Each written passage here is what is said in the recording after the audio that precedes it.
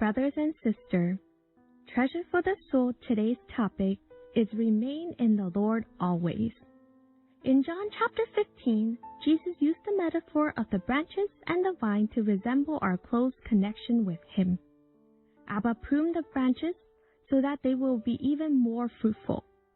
We need to remain in the Lord in order to bear much fruit.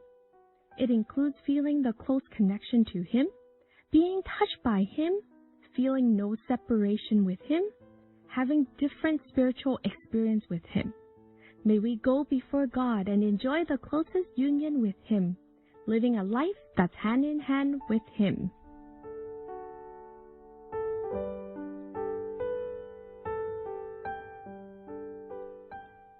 What's written in John 14 and onwards is very precious. The metaphor in John 15 is unforgettable. Using metaphors is good because it visualizes in your mind and you will not easily forget. The vine mentioned here is rooted in heaven, growing upward. It says, "I am the true vine, and my Father is the vine dresser." The Father is the vine dresser, and He prunes the branches. Every branch in me that does not bear fruit He takes away, and every branch that does bear fruit He prunes, that it may bear more fruit. The Father is the vine dresser who prunes, so that the branches may bear more fruit. He prunes us so that we can bless others even more. A grapevine is not very useful. It's not good for making a fire, nor can it be used for building a house. The sole purpose of the grapevine is to bear fruit. Some materials can be used for lumber or to build a house, but a grapevine can't be used for anything else but to bear fruit. God created this vine, not just for us to enjoy the taste, and also it's very nutritious, but to manifest the precious truth to us. Abide in me, and I in you, as the branch cannot bear fruit by itself, unless it abides in the vine, neither can you, unless you abide in me. No matter how hard you try by yourself, you can't lead a fruitful life without God. There's simply no other way out but Jesus. Paul also said, "It is no longer I who live, but Christ who lives in me." He lives in me so that we can live. In John 14 it says, "Because I live, you also will live." He wants us to live for Him. Apart from Him, we can't do anything. The Bible says it very clearly that we cannot bear fruit unless we abide in Him. To abide in the Lord might seem abstract. Using the word touch can help you to understand better. We've all had experiences with God, being loved and touched by Him.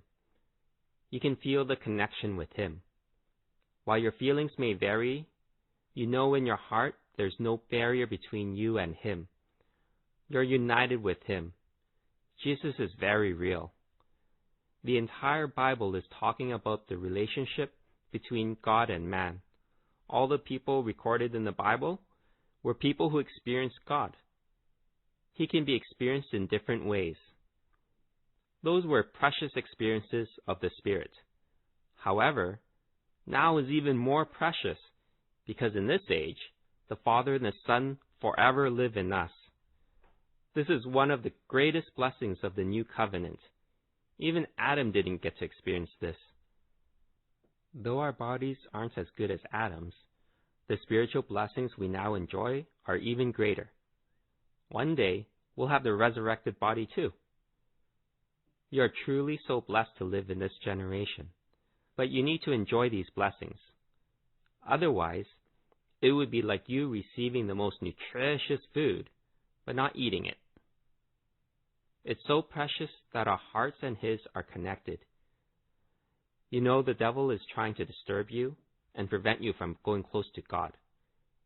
You know it when you lose the enjoyment. God's there, but you lose that sense of closeness and enjoyment. Your heart still loves God, but you need to rely on Him to overcome all these. There's no other way to live our days but to come before Him. No matter how low a state you're in, you have to go back to Him by faith. There's no hope for you to fix yourself or make yourself better before you go back to Him. It'll only make you fail for a longer time. God welcomes you with great joy when you go back to Him. That's the most important. There's really no other way.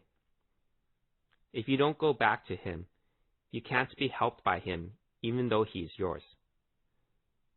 Though He does take care of you in secret, you wouldn't be able to gain the greatest blessings that you should. During your failure or weaknesses, you'll still find His care for you, but you'll also suffer a great loss.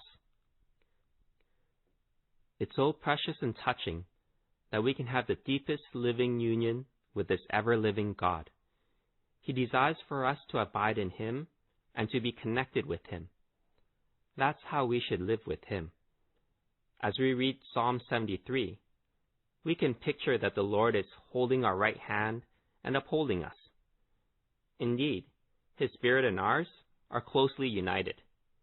Being hand to hand with Him expresses the truth that His Spirit and mine are the closest.